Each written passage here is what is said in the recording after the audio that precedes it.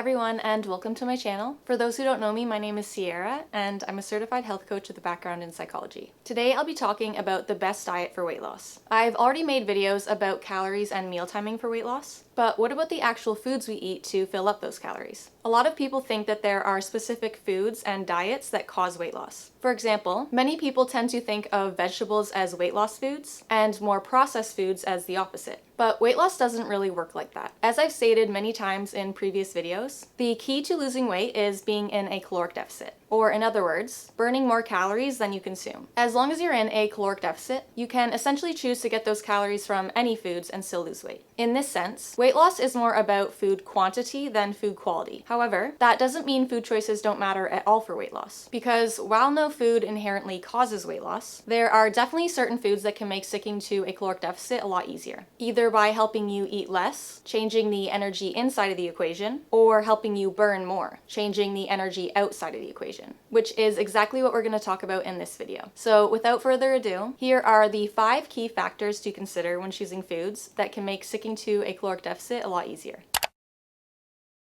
The first factor to consider is caloric density. Caloric density essentially refers to the amount of calories in a given weight or volume of food. Foods with a high caloric density have a lot of calories in a small amount of food, while foods with a low caloric density have fewer calories in a large amount of food. If your goal is weight loss, you want to choose foods that are low in caloric density, because this will allow you to consume a lot more and feel a lot more satisfied while consuming fewer calories. Hunger is probably the biggest reason people can't stick to a caloric deficit. It's not that managing your calories while hungry is impossible, but choosing foods that leave you feeling hungry will only make the process more difficult than it needs to be. The 2 key factors that contribute to caloric density are fiber and water content. Fiber has very few calories, either none or roughly 2 calories per gram depending on the type, and water obviously has no calories. So the more a food is comprised of water and fiber, the lower its calorie content will be. For example, comparing something like strawberries, which have a very high water and fiber content, to something like chocolate, which has almost no water or fiber. While a 100-gram portion of strawberries has roughly 30 calories, the same portion of generic chocolate has over 500 calories. That's nearly 17 times the amount of calories for the same amount of food. This means you could eat roughly 17 times as many strawberries as chocolate for the same amount of calories. And most importantly, end up feeling a lot more satisfied on less calories as a result. If you're trying to maintain a caloric deficit by eating really high calorie foods like chocolate and other highly processed foods, your portions will have to be a lot smaller and will likely lead you to feeling hungry a lot of the time. And this is actually the main reason why healthy foods are so good for weight loss. It's not because healthy foods are inherently fat burning or anything like that. Whole, unprocessed foods, such as fruits and vegetables, are naturally higher in water and fiber content, which both serve to add bulk and volume without adding calories. So although you definitely don't have to cut out higher calorie foods entirely, because every single food can be part of a balanced diet if consumed in moderation, when you only have a limited number of calories to work with, the goal should be to make the most out of those calories. And the way you do this is by choosing foods that provide the most bulk and volume for the fewest calories. This approach will help you stay full, avoid overeating, and enjoy much larger portions while still losing weight. However, whether a food is filling or not isn't solely determined by its caloric density. Anyone who has a history of weight loss or dieting knows that having a full stomach doesn't always equate to not being hungry. Fullness and hunger are definitely related, but they don't always go hand in hand. You can feel hungry even when your stomach is full, and you can feel not hungry even when your stomach is empty. So in addition to caloric density, the second major factor in managing hunger through food choices is how foods affect satiety hormones. And this is largely determined by the macronutrient content of specific foods.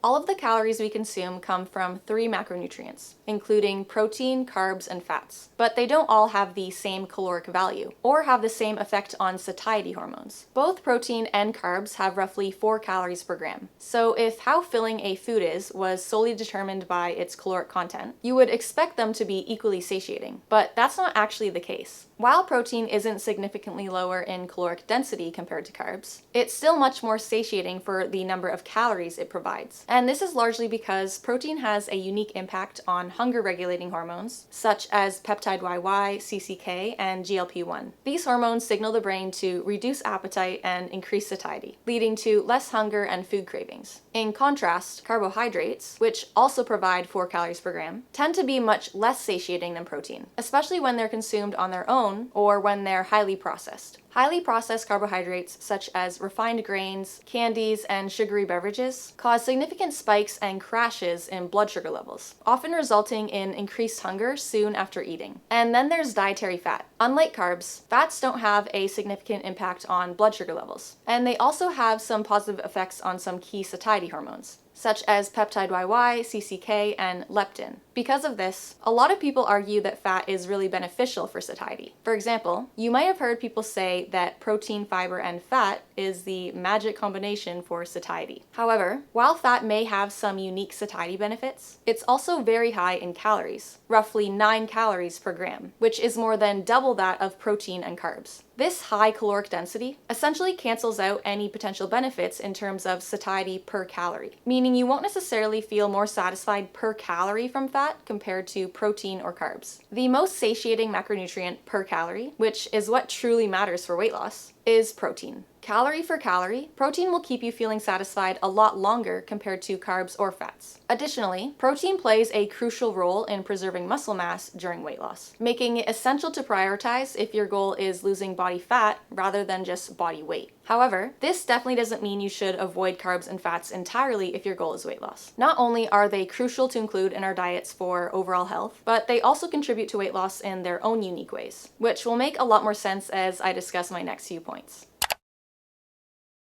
The third key factor to consider when it comes to food choices is the micronutrient content of the foods we consume. It's clear that nutrient-dense foods, such as fruits and vegetables, support weight loss. And like I said, one of the main reasons for this is that they're just a lot lower in calories. But this isn't actually the only reason. On top of having an impact on the energy inside of the equation by helping us eat fewer calories, they also have an impact on the energy outside of the equation by helping us burn more calories. And this is simply because the quality of the foods we consume significantly impacts how our bodies function overall. Eating a healthier diet overall leads to improved sleep, energy levels, performance, and overall well-being, all of which contribute to a higher energy expenditure. For example, let's go back to dietary fats, and specifically healthy fat sources such as nuts, seeds, avocados, and fatty fish. Even though these foods are quite calorically dense, they also contain essential fatty acids that are crucial for overall health. We simply need to include them in our diets to look, feel, and perform at our best. And the same goes for carbohydrates. While carbohydrates can be less satiating for the reasons I discussed before, they are still our body's main source of fuel and are crucial for our overall energy levels and sense of well-being. So if cutting out carbs and fats helps you eat less, but also causes you to expend less due to a lack of energy and overall well-being, well, then it's obviously not going to be worth it. In summary, while health and weight loss aren't the same, they are definitely closely linked. When you're healthier and consume more nutrient-dense foods overall, you'll naturally feel better, sleep better, and have more energy, all of which will help you burn more calories and make losing weight a lot easier. So far, we've only been talking about things that apply to individual foods, but what truly matters for weight loss is how individual foods fit into your diet as a whole. For example, let's go back to carbohydrates. Many people don't realize that the energy we get from fruits and vegetables mainly comes from carbohydrates. And what makes them so filling isn't just the high water and fiber content, but also how fiber and water interact with the carbohydrates themselves. While fiber and water contribute to the feeling of fullness, carbs are what provide the energy our bodies need. And so, without any carbohydrates, fruits and vegetables wouldn't be nearly as satisfying, because having sufficient energy is a key component of satiety and fullness. And a similar thing can be said for dietary fats. Even though fats are higher in calories, adding just a little bit of fat to your meals can significantly enhance satiety. Not only are they a slower releasing form of energy, but they also help slow down the digestion of meals as a whole, leading to more sustained fullness and energy levels compared to meals without any fat. In addition, incorporating a little bit of fat in your meals just makes them a lot more enjoyable overall, which, as I'll discuss in my next point, is also crucial for maintaining a caloric deficit. The most important thing to remember is that no single food or macronutrient will ever be the cause of weight gain or weight loss. Both weight gain and weight loss are the result of your overall calorie intake and the composition of your diet as a whole. So ultimately, rather than getting too caught up in individual foods, the goal should be to view your diet more holistically, focusing on building balanced meals and ensuring you get the right mix of macronutrients overall. Your meals and your diet as a whole should be lower in calories, but that doesn't mean every single food you consume has to be lower in calories. And that leads me to my next point. Not only is balance essential for managing hunger and appetite, but it's also key when it comes to the enjoyment of your diet. More important than anything, the perfect diet for weight loss is the one that you enjoy. Many people who want to lose weight try to eat as healthy and as clean as possible, often leading them to cut out all of their favorite foods. But this approach almost always backfires, because if you don't enjoy your diet, how can you expect to stick to it? The first thing to understand is that every single food can be included in your diet if consumed in the right quantities. And along with realizing that you don't need to cut out any food entirely, it's also important to recognize that lower calorie foods can be just as enjoyable. People often associate healthy and low calorie food with bland and boring, but this simply doesn't need to be the case. First off, instead of forcing yourself to eat something just because it's healthy or low in calories, you should focus on finding the healthy and low calorie foods you like the most, and then find ways of preparing them to make them more enjoyable. For example, you shouldn't be afraid of adding things like salt, spices, and non-caloric sweeteners to your meals. There are so many different seasonings and condiments that can add a ton of flavor to your food for very little calories, as well as different ways of incorporating lower calorie foods into the meals you already enjoy. Point is, there are so many different tips and hacks that can make lower calorie foods a lot more enjoyable. With that being said, however, while focusing on enjoyment is important, it's also worth noting that foods that are extremely palatable, even if low in calories, can sometimes increase your appetite and make it harder to stick to a caloric deficit. This is a topic I plan to talk about more in future videos, but I still think it's worth mentioning. Importantly, there's a lot more that factors into enjoyment than just maximizing the taste and palatability of your food. For instance, the enjoyment of your diet is also about things like convenience and how it fits into your lifestyle. As a personal example, if you watch any of my What I Eat in a Day videos, you'll notice I use a lot of canned foods. Some might argue that canned foods aren't as healthy as fresh foods, which I actually don't think is true for the most part, but even if it were true, the convenience would definitely still be worth it to me because of how much time and energy it saves me. If I had to spend a ton of time and energy cooking and preparing meals, I wouldn't find it nearly as easy to maintain a healthy lifestyle. So the main takeaway is that the best diet for weight loss, by far, is the one you'll actually stick to, regardless of which foods you choose. And this will look different for everyone. Everyone's body responds differently to specific foods, and what works for one person may not work for another. So it's crucial to pay attention to how specific foods make you feel personally, and choose the ones that make you feel your best. As I'll state again and again on my channel, multiple different diets and weight loss approaches can work. So the key is finding an approach that aligns with your goals, lifestyle, and preferences. Not just doing something because it's trendy or because it's what someone else said worked best for them.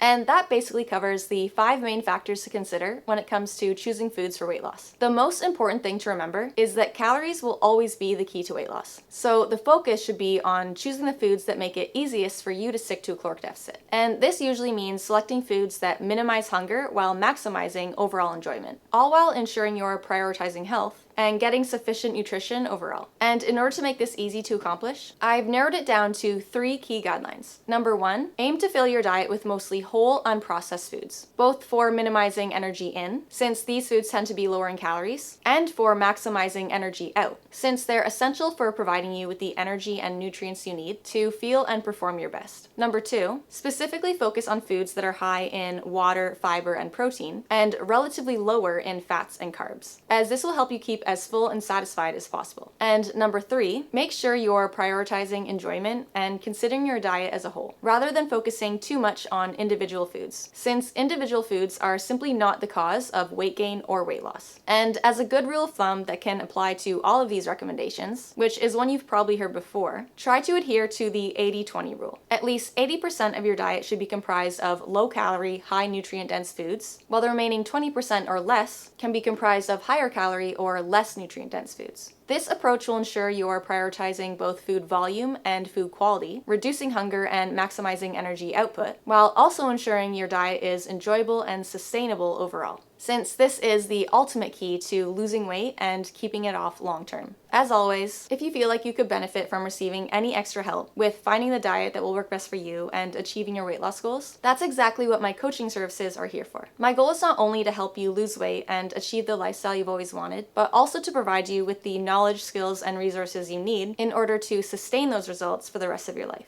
So if this sounds like something you may want to pursue, definitely don't hesitate to check out my website, shoot me an email, or reach out to me on Instagram. And with that out of the way, I would like to thank you all so much for watching. Please give this video a big thumbs up if you enjoyed it, and subscribe to my channel so you never miss any of my future videos. See you guys soon!